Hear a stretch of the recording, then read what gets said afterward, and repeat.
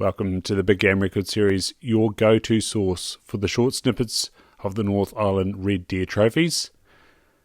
Really appreciate these guys. They have brought you the Big Game Record Series Glacier Rifle Company. Experience the perfect blend of tradition and technology, and explore more with GRC. Their lightweight stocks are something to behold.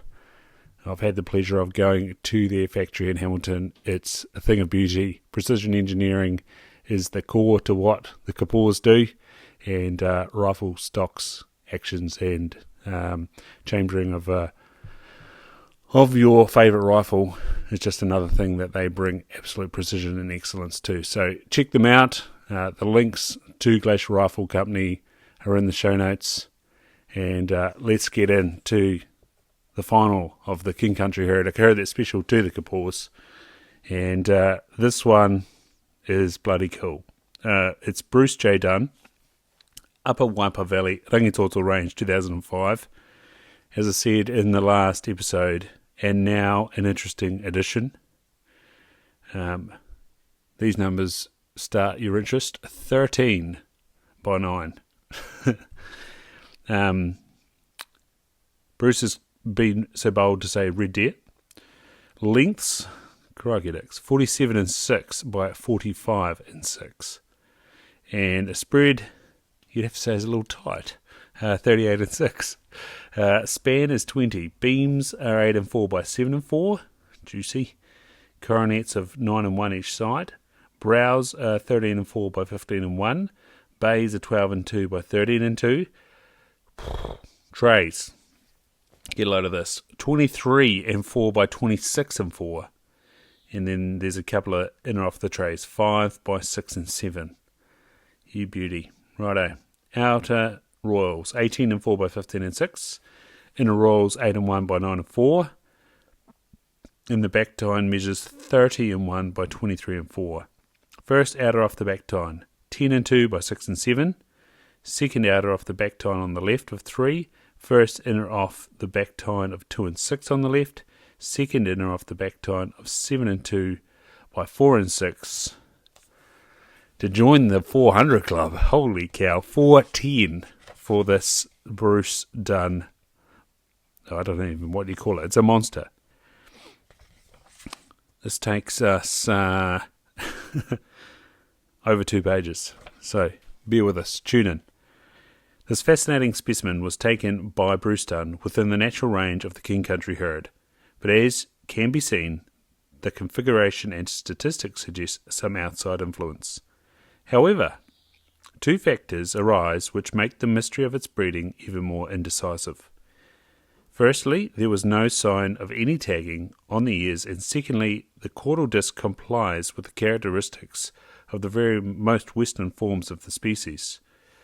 Should it have had a considerable influence from either Warnham or Woburn genetics, the caudal disc should have displayed a much lighter, even whitish interior section.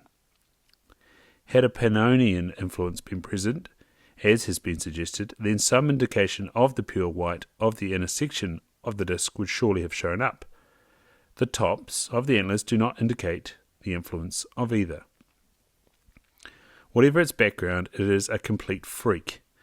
It is almost impossible to decide which of its tines represent the royals, the section of the antler structure which dictates the application of the Douglas scoring system.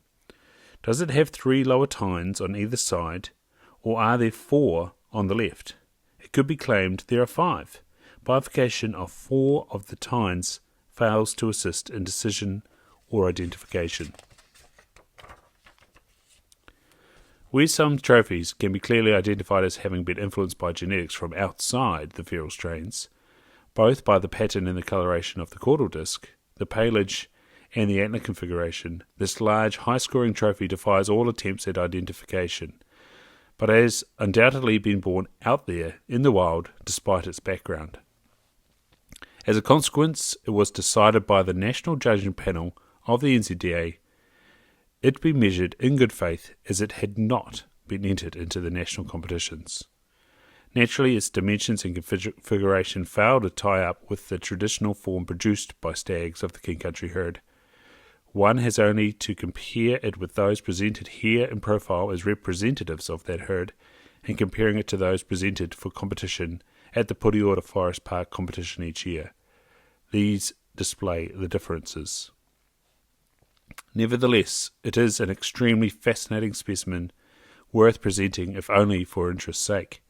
The fact is pointed out, of course, encouraged all the skeptics, perpetual critics, and self-esteemed experts with speech marks to have their say on the subject, whether they knew what they were talking about or not. And when news of the taking of the head leaked out, the lucky owner was subjected to so much unnecessary criticism. Here's a big one.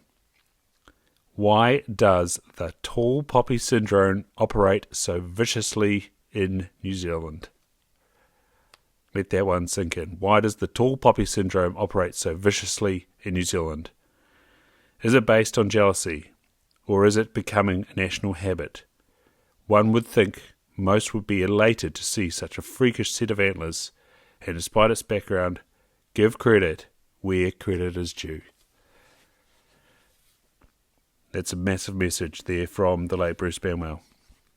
He goes on, this trophy concludes this Volume 1 of the Red Deer Records. Of course, we've already done Volume 2.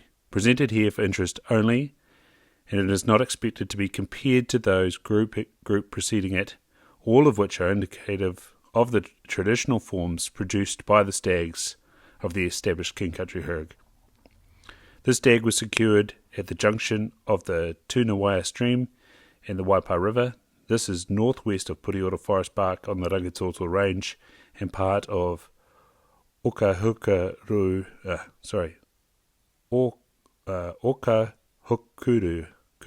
block of State Forest 58. Dunn was aware of the presence of the stag as he had noticed his large hoofprints in the mud some 4 years before and knew he was seeking a very cunning and wary animal. The area was consistently hunted for pigs and by goat destruction parties. On this particular occasion he had prepared himself for an encounter with the stag.